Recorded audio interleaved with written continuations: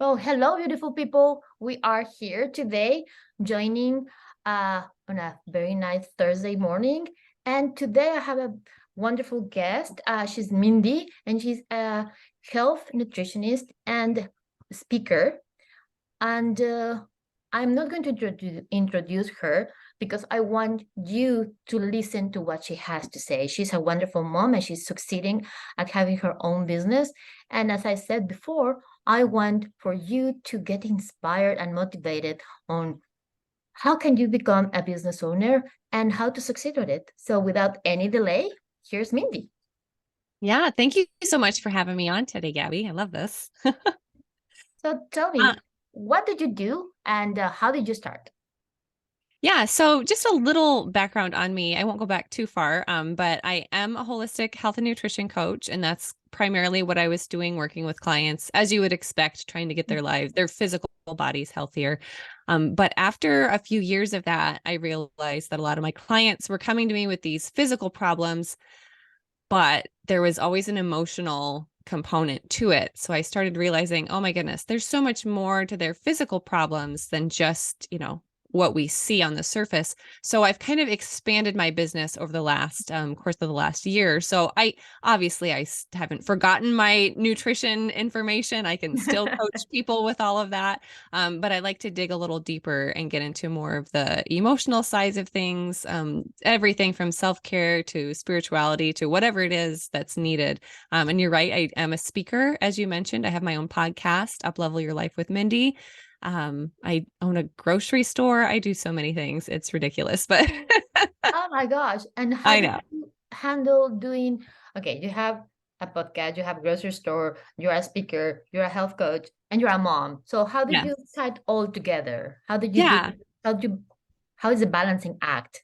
Well, it doesn't always. And I think that's normal. I think that I could be a stay-at-home mom, and I have been a stay-at-home mom before in my life and still felt like I was failing in some area. I mean, whether it Mhm. depends on your perspective and how you look at it. Maybe I got all of the permission slips signed and turned in on time, but maybe my kitchen is still a disaster because I spent extra time with my kids last night. So, they're always in your life is the potential for something to be out of balance. And in fact, I think most of the time something is going to be out of balance. And I think it's maybe not a realistic expectation for us to think that, okay, there, I've done it. Everything is all just perfect and as it should be, right? Like Yeah, right. my kids are all growing just perfectly and they're well adjusted and they never have any issues. And my business is going smoothly and my house is immaculate. I go on date nights with my husband regularly. I see my friends a perfect amount of time, and I do all this wonderful self-care. No, that's something is always going to be, oh gosh, you Okay. know what? I haven't Mhm. seen my friends for a while, right? And so maybe you need to Mhm. spend more time on that. So I wouldn't say that I ever have everything all balanced. I do a lot. I do a lot of stuff, probably too much sometimes. But it just kind of ebbs and flows. Okay. Well, that is so interesting to realize and to come from someone that is so successful at balancing it, well, at working on each one of the, as I call it, the pillars of your life. And sometimes, yes, you must pay attention to one more than the other one. And how is your family interacting with all your businesses and the family time? Because it's one of the, when I look at the comments or in the group Facebook groups is that, oh, my family is jealous because I'm doing this, or I'm on the phone all day long, or I'm on the computer all day long, and now I have an online business, and they think that I'm playing, or they think just scrolling Instagram nonetheless, when it's actually part of what you do. But at the same time, you're telling your kid, hey, that's too much screen time, and you're on the phone all day long. So how do you balance that? How do you deal with that? It's not a balance. Yes, how do you deal with that with your kids? Hmm. Yeah. And in terms of, feeling like a hypocrite and telling your kids to get off Mhm. of, when you're on it all day, I think that is different when your business is primarily based online. Yeah, you're working, you have to be on there. That is different than just playing video games for 8 hours straight. So I think that's two totally different things. And if your kids don't understand that, that just needs to be a conversation at whatever level that they're at to understand that mommy's not playing a game. This is work. It's just work on the computer. So it's different. In terms of, I guess I just have set some boundaries with my kids. And it started several years ago when I started working from home. I used to work from our kitchen table. And I Yeah. think a lot of entrepreneurs do that. And at the time, my youngest was, probably like 3, I'm going to say. And it was nice because I could kind of keep an eye on what he was Yeah. doing and whatnot. And then as he kind of grew up and got older, I quickly outgrew the dining room table because it was like, okay, if they see me, then it's like, hey mom, I need this or I need Mhm. that or what you Yes. doing? And it's like, okay, I like that you're, talking to me and I don't want to ignore you. But at the same time, if this was a 9 to 5 job or even just like a part-time job somewhere else, I wouldn't even be here. Right. Yes. So the fact that, and then you're not getting your work done because you're getting interrupted all the time. Mhm. So I moved my office at that time to my bedroom because it had a door. I Okay. needed that physical boundary Boundary. for Mhm. those kids when they were at that age. And that really helped because I recognize one of the things that I think is great about working from home, and I think a lot of moms might agree with this, is that you are there for your kids. And there are times where you're working on stuff and you can be interrupted. You don't care, right? I mean, Yes. if you're not like working heavily on something where you're trying to create and you're in it and you're thinking, and then that's different, or in a meeting that's different from, I'm going The to play recording. with this. Yeah, yeah. Or I'm going to play with just some different social media posts. And this isn't, I can be interrupted. I Yes. could stop this anytime. So I just was very, I used that door to my advantage. So if I was working on stuff that I can be interrupted. I don't care. I just leave my door open. And then they knew that they could come in, flop on the bed. And a lot of times that's all they wanted was just come in, flop on the bed for 30 seconds, and then they're out again. They just need that. Okay. They need to know that, oh, you're still here. You're still, because they Mhm. didn't really need me for anything and they didn't even No, want they to do just wanted to anything with be me. with you. Yeah, they just wanted to Mhm. pester, right? That's fine. But then there were times where I would, let's say, being in a meeting or recording something, and I don't want my kids in the middle of my video. So they just knew if that door is shut, you cannot come in.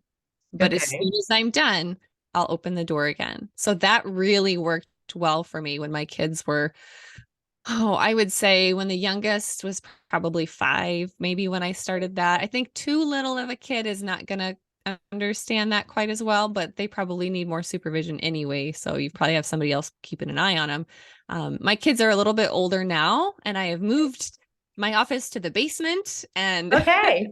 and Where now are you? I just have to tell them now, just say, hey, don't come down here. I'm recording something. And they're older. They're like, whatever, we didn't care anyway. But they get they're older and get engrossed in their own things now. But Okay. that really, just those physical boundaries really helped me quite a bit. Okay. When did you realize that you wanted to do something more than being a stay-at-home mom? Yeah. Well, and like I said, I started off my motherhood journey. I used to be a teacher, an elementary music teacher. So I had that regular kind of 9 to 5 sort of job. Yes. And then I just my kids were little and I just wanted to, you want to be home with them. And I Confident. did, You want to be with them. Yeah. yeah, especially when they're babies. And I was fortunate at certain times to be able to stay home with them. Mhm. And then we actually homeschooled for a year. Okay. That we learned pretty quick was not for us. God bless the homeschoolers. I mean, it's amazing how you do it, but it just did not work with our family dynamics, which is fine. And so we sent our kids to public school. And then when I sent them off to school, I was left home with no Mhm. job because, I'd quit my job to Yes. homeschool. And so it was kind of well, now what am I going to do? But Okay. I couldn't just, there's something in me that couldn't just stay home and cook and clean and feel fulfilled with that. And I think some people can, and that's Yes. great. And that is okay. That That is is perfect. absolutely amazing.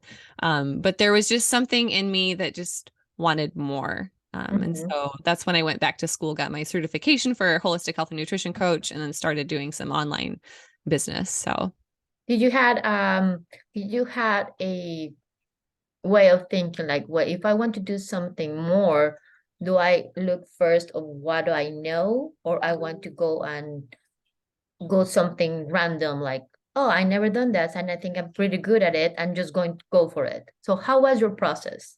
So the reason why I decided to do holistic health and nutrition coaching was at that time, my oldest son had been diagnosed with 49 different food sensitivities. Oh, dear Lord.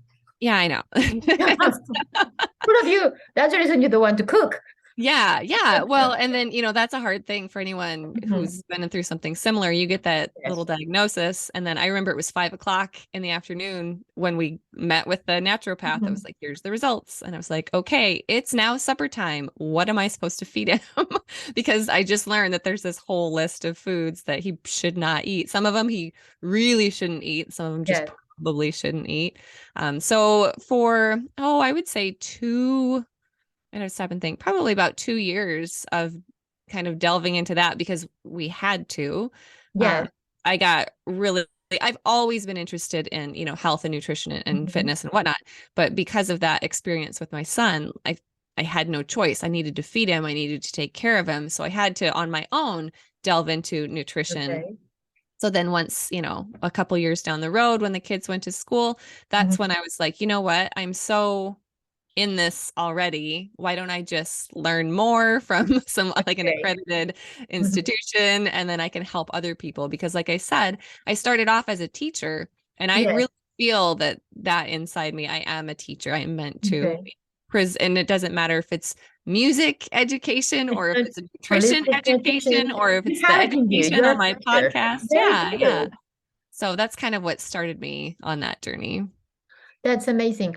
And right now, what are you doing? I know I look at your website and you have some coaching and some programs. What is right now what you are doing for the summer, for example? Because I know summer, everybody wants to either get into a very, very tiny bikini or they are want to have, for me, like for example, I want to revamp my way of rethinking how how I look at food. So I want to have a better relationship with food, Hmm. not restrictive, but more like happy ever after kind of relationship. Because I know it's also a type of a mindset sometimes with food, because we have a lot Yes. of baggage with families, right? So Yeah. what are you going to be doing offering on this summer? Yeah, and that's interesting that you bring up the mindset because you're absolutely right. So, I don't actually this summer have any nutrition focused programs Mm-hmm. because like I said, I discovered that it's really not about the food. I always would tell my clients, you don't need me to tell you that an What apple is we- healthier than an Oreo. You knew that already. The Okay.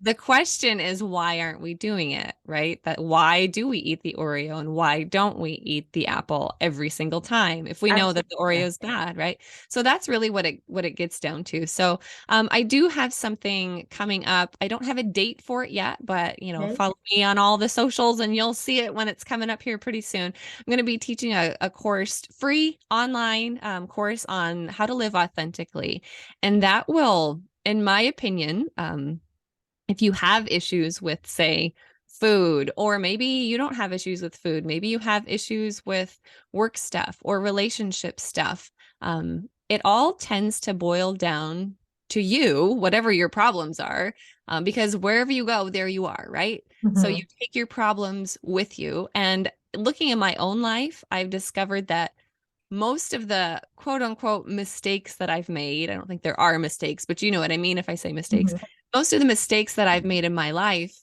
have been as a result of me not living authentic to my true self. Me doing things that I either thought somebody else wanted me to do or trying to live up to some standard set through, whether it's Mm-hmm. social media or it's just Yes. society in general. So that's what this course is. It's just going to be probably about an hour free Okay. training on just kind of connecting to yourself and getting back in touch with what do I want out of my life? How do I want to live?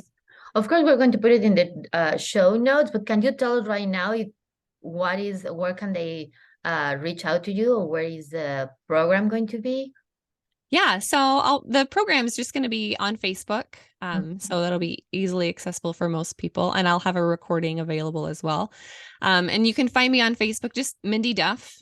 Okay. It's my business page, and Mhm. then on Instagram, it's Up Level Your Life with Mindy. Okay. And then my website, if you forget all of this, my website's just mindyduff.com. Perfect. So now you know where to find Mindy at Up Level Your Life at the. Can you say that again? Sorry. MindyDuff.com and you'll find everything. Mindy.com, and that you're going to find everything. And you know something? I just feel so inspired right now that how you are going to teach everybody that is not the relationship with not the food itself, is how we look at things differently, that it makes us not being authentic. And maybe that later on we can talk about again about this imposter syndrome and how that affects your decisions, Yeah. because we are as we have to try to fit in a dress that it was not meant to us or for us in the first place, but they said it was. So we have to fit in, and we had to put one spandex or maybe another spandex, and then this and this. And there's a moment that you are so tight that you can't breathe, but you fit in a dress, and then you realize, like, I didn't even like this dress. Yeah. That they Yes. tell me that I have to wear. So Yes. I think it has a lot of what you're offering to Yes. everybody, and I love it. And I love that you are here joining me and joining everybody here in the YouTube platform, and to share your story and to inspire other moms that it is not something, and correct me if I'm wrong, it is not something that just sparkled out of the blue, but it was already within you. Mm-hmm. And that's how your journey in motherhood took you there, right? Which was Yes. exactly what happened. So you see, it is okay to be a stay-at-home mom, and sometimes you want something else, and that is okay. Mm-hmm. Yeah. And Yeah, really, it's just the biggest, I guess, takeaway from everything. The whole message I'm trying to get out there is just listen to what you want. So, yes, like you say, if you want to be a stay-at-home mom, cool, that's the best thing for you.